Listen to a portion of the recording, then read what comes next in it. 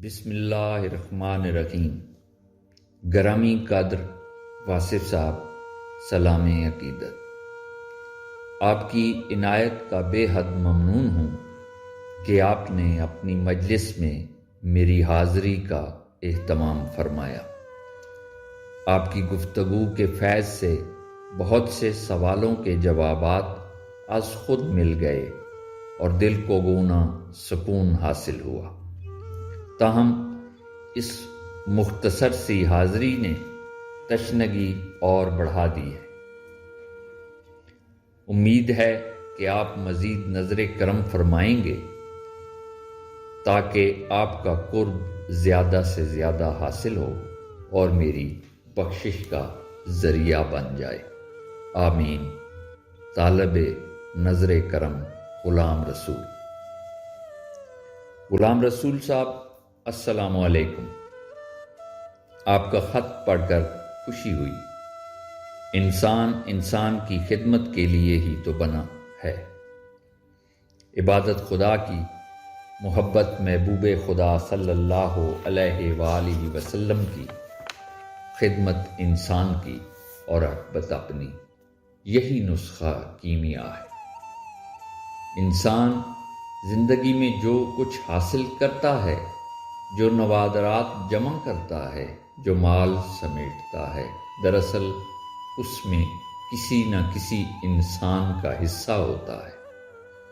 حاصل کرنا بڑی بات نہیں، لیکن حقدار کو نہ پہنچانا بہت غلطی کی بات ہے۔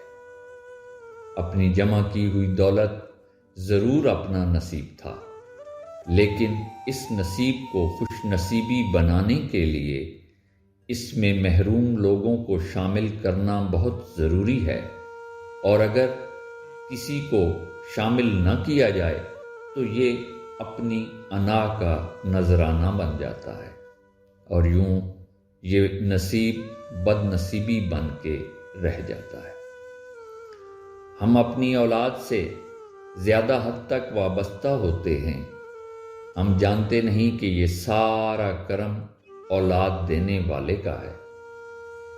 اگر اولاد میں یا اس کے کردار میں یا اس کی اطاعت میں کمی بیشی ہے، ہمیں جان لینا چاہیے کہ ہم سے ہی کوئی خطا ہو گئی ہے کہ ہم ان کو مناسب ادب شناس نہ بنا سکے۔ ہم انگریزی سکولوں میں پڑھتے ہیں، نتیجہ وہی ہوتا ہے جو ہونا چاہیے، لیکن اللہ کا فضل جو پہلے کام آیا، ہر دور میں کام آیا، ہر مشکل میں کام آیا، پھر کام آئے گا۔ حضرت یوسف علیہ السلام ایک دفعہ قید خانے میں گھبرائے، سوچ رہے تھے کہ یہاں سے کیسے نکلیں گے، تو کہنے والے کہتے ہیں کہ انہیں ایک آواز آئی، یہاں سے تمہیں وہی نکالے گا جس نے کنویں سے نکالا تھا۔ آپ سجدے میں گر گئے۔ سلام ہو حضرت یوسف علیہ السلام پر، انبیاء کرام علیہ السلام پر، اور ہدیہ درود و سلام ہو حضور صلی اللہ علیہ وآلہ وسلم کی بارگاہ میں۔ بس یہی ہمارا حاصل ہے اور اسی کی ہمیں ضرورت ہے۔